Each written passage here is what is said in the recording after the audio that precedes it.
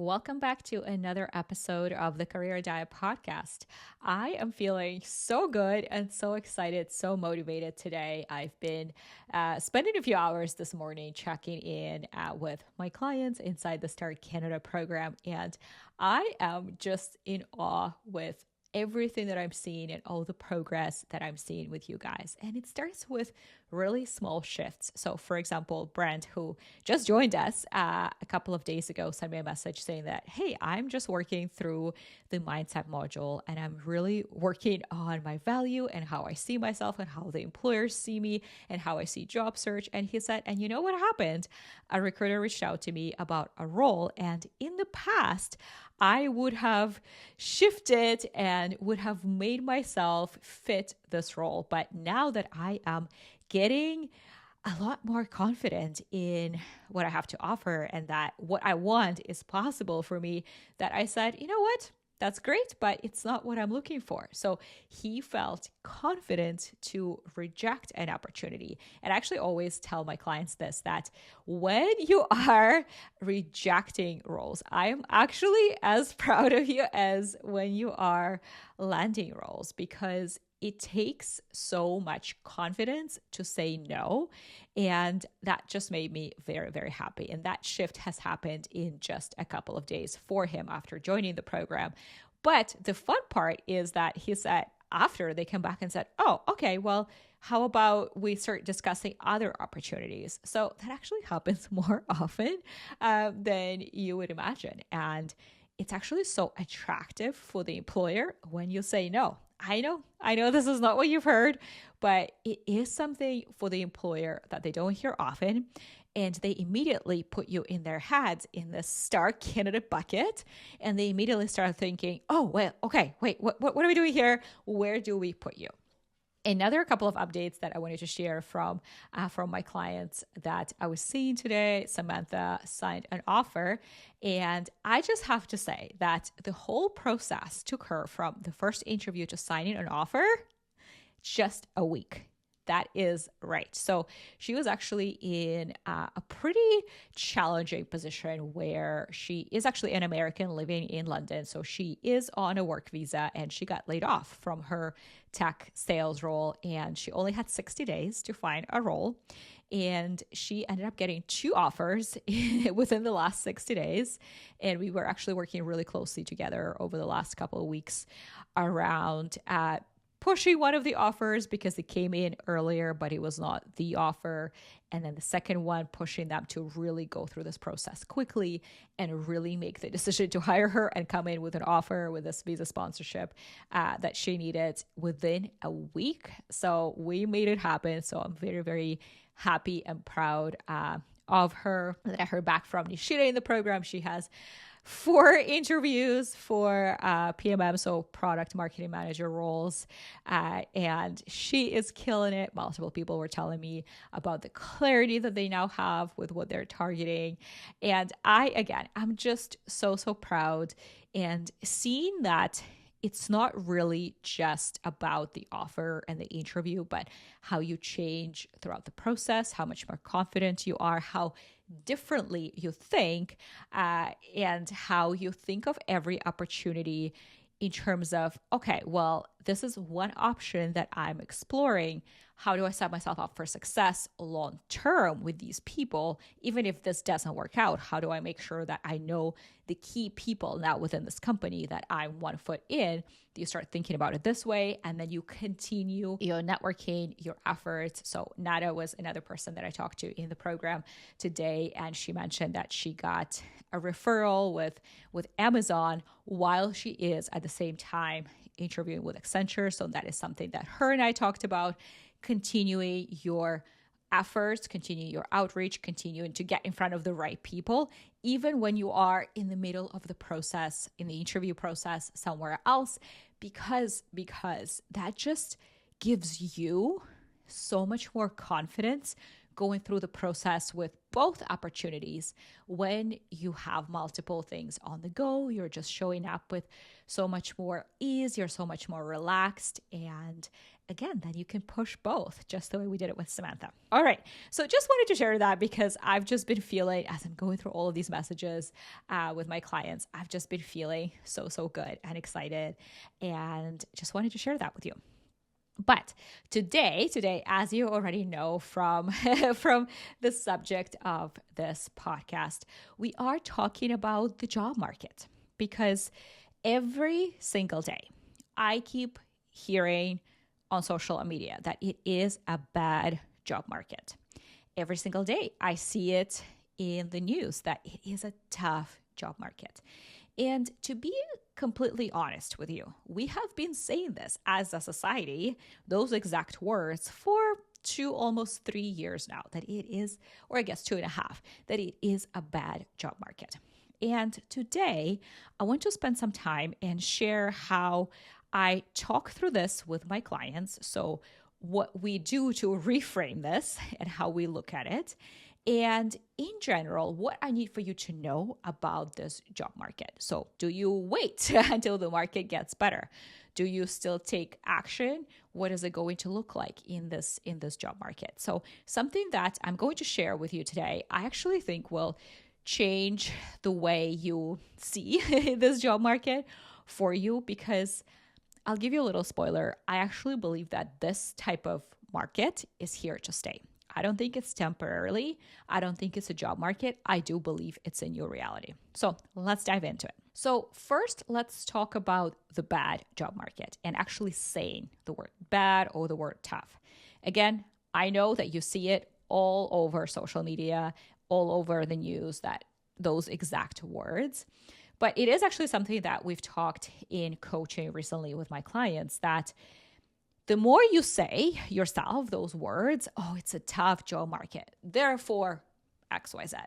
The more you say it's a bad job market, the more you actually experience in it this way. What do I mean by that? If you have been following me, if you have been tuning into the podcast, you probably already know that I am big on being very mindful of the language that you use. So if you keep saying bad, that's how you're going to experience it. So let's say you wake up in the morning and you say, oh, it's a bad day. So if you get in your car to drive, let's say to work, and you're thinking, oh, it's a bad day, what's going to happen? Well, you get stuck behind, where I live in Toronto, we have streetcars, so like tram cars. You get stuck behind this tram, this streetcar, and then it takes you forever to get anywhere, because you're just going really slow, and then you're stopping when the streetcar stops. So once you get stuck behind it, you're like, well, as I already thought, it's a bad day. So being stuck in traffic really affects you deeply. And then maybe you miss the green light, and again, you're stuck, you feel behind, and again, that affects you so much. And then you park somewhere and you start walking to your destination, and it starts raining, and you think, well, it's a bad day, so here we go. So now I get rained on, and so on and so forth. Versus you start that same day with, it's a great day. Oh, I'm so excited. This is going to be great. And then your experience driving to work is very different, meaning you might still get stuck behind the streetcar and might be stuck in traffic, but it doesn't affect you the same way. Instead, you notice a cute dog walking by when you are at the red light stopping. Maybe you notice, I see this quite often, parents with kids, and the kid does something funny and you laugh at that. So you're just experiencing the day differently. And then again, maybe you park, you start walking, and it's raining, and you think, you know what? This is great. We're closer to spring. We're closer to summer. The weather is really shifting. It feels so warm. So what? It's a little bit of rain. So my point is, the more you say those words, bad, tough, the more it will feel bad. The more the whole experience, job search experience, will feel bad. Now, instead, here's a reframe that I've offered my clients a couple of weeks ago, and I know this really resonated with them. That instead of saying this is a bad job market, say it's a different job market from the last time I job searched. It's different. And it's true, it is a different job market, which we'll talk about in the second half of this episode. But when you catch yourself saying it's bad or tough or thinking that, pause and reframe. It's just different from what I have experienced in the past, meaning that my actions need to be different to still be successful. And another piece that I want to share with you in terms of what you see in social media, what you see in the news, is I encourage you to be very mindful of the content that you consume. So, meaning that if you are, let's say, scrolling on social media, which we all do, and you see someone talk about their, let's say, job search experience, and they really are struggling, and they're talking about how bad the job market is, it might be very tempting to watch it because you feel validated. You feel like, hey, I'm not the only one who is feeling this way.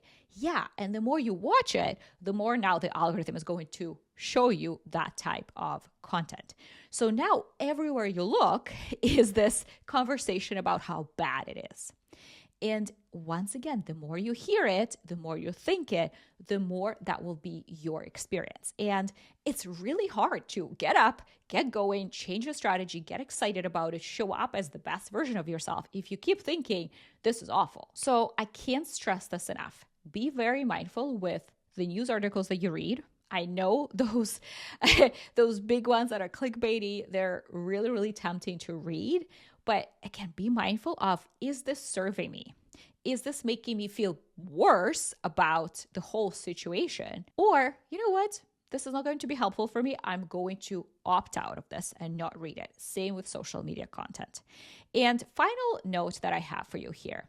If you have people in your life, so that can be your friends, your significant other, your parents, etc., who are saying the same thing and who are complaining. So maybe you have a friend who is also job searching right now, and they're complaining to you, oh, this job market sucks. It's just impossible, da, da, da, da, da, da, da. Well, once again, I want for you to be very, very mindful of who you spend time with.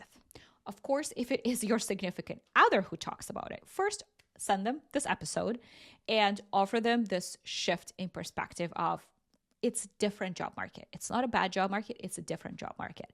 So if it is someone who you are going to be spending time with, either don't really discuss this subject with them. So let's say it's a friend.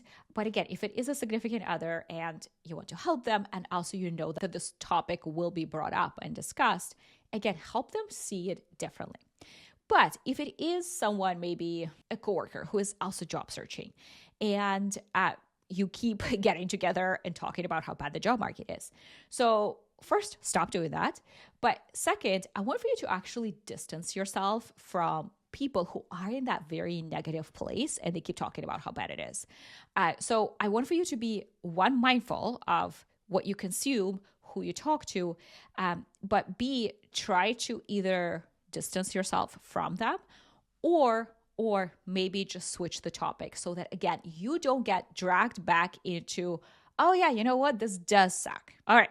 So now that we've talked about just this whole way of saying that it is a bad job market, the second thing I want to talk about is how I actually don't believe it's a bad job market. I actually believe that this market is the new normal. And I know this is not what you want to hear, but what worked for you when you were job searching in 2015 or 2019 or even 2021 is not going to work now. And the reality is that the world is changing very rapidly. First and foremost, AI is changing everything, and it is here to stay. And it's changing how job searching looks to begin with. So now people have access to AI generated resumes. So they have an option for an AI platform to submit their application to hundreds, sometimes thousands of roles every single week. So now companies are even more overwhelmed than ever before with the number of applications that they get. So now the companies have to adapt. So now they have to use new tools and additional tools to be better at actually finding the right people out of those thousands of resumes that they get. And honestly, this just means that more than ever before, there is so much computer evolved before there's ever a real human who sees your resume, that realistically, that means that your resume is just not enough, and you have to stand out before you apply. And you guys know I talk about this all the time, building advocates and creating your brand, but it has so much more weight now that AI is here and it's changing how hiring actually works. AI also means that more rapidly than ever before, roles are changing,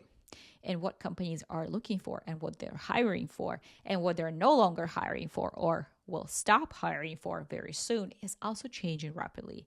And that means that the job titles are changing, responsibilities are shifting. So flexibility, adaptability, soft skills, and soft skills is something that AI cannot do. So those are more important than ever before. And all of that, number 3, now means that companies can be a lot more selective than ever before because, again, there are more resumes, and with AI changing what they hire for. So companies now have leaner teams and they have tighter budgets. So every hire really counts. So they don't just want someone who can do the job, but they want someone who is proactive, someone who is strategic. Again, things that AI cannot really do. And even with strategy, AI can recommend you a strategy, but you need a human brain to actually go through it and make changes to it and assess it and then implement it. And finally, the competition now is global. We have seen some giants now, some tech giants especially, move some of their operations overseas where they can be a lot more budget friendly with how much they invest in those types of roles and departments. They also know that now the roles can be online or remote or hybrid, which again means that their talent pool that they're looking at and hiring from is so much bigger than just people who live in that same city. So these are just a few things for you to think about and really get real that the market has changed. The market is continuing to change and will continue to change, again, more rapidly than ever before. So it's not a bad job market. It's just a new reality. And I wholeheartedly believe that in this new job market, just your resume and just clicking apply is not enough. You do need a personal brand. You do need a career portfolio. You do need people advocating for you inside the company to be interviewed and hired. You do need excellent communication and you do need excellent soft skills. You do need to be a master in executive communication, in how you position yourself, how you talk through what you have done and your challenges, how you are presenting that, because that is what you will be doing in your role. Actually, no matter what your role is, it is a new reality. And you really need to get serious about learning those next level skills, building your brand online so that people know who you are discoverable, you are top of mind, building advocates. Again, I talk about this, I feel like in every single episode, but this episode today specifically, I really wanted to get real with you that this is serious and this is not going to quote unquote get better. This is the reality. This is the new normal. This tough, what we keep saying, job market is the new normal. So I just want to reiterate one more time what works now and what will matter even more in the future with AI and what AI cannot replace. So once again, focus on humans, focus on relationships. Number 2, build your personal brand online on LinkedIn.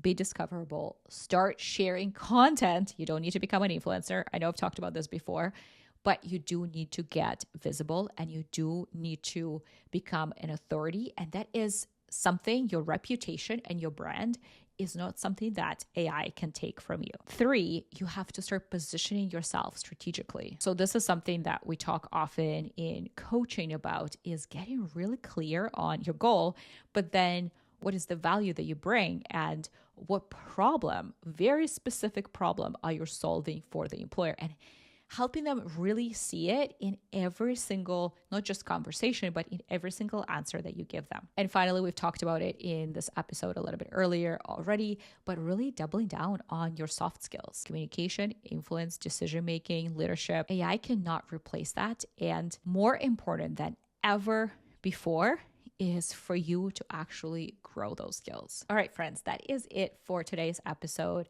Get mindful of the content that you consume, of how you speak about this job market, the specific language that you use, the people that you spend time with, and the conversations that you have with them. If they're complaining, maybe you want to shift that and start elevating your strategy. Because if you don't learn it now, job searching 2 years from now, 5 years from now is going to be heck a lot harder, even harder than it is now. That's it for today. I will see you in the next episode.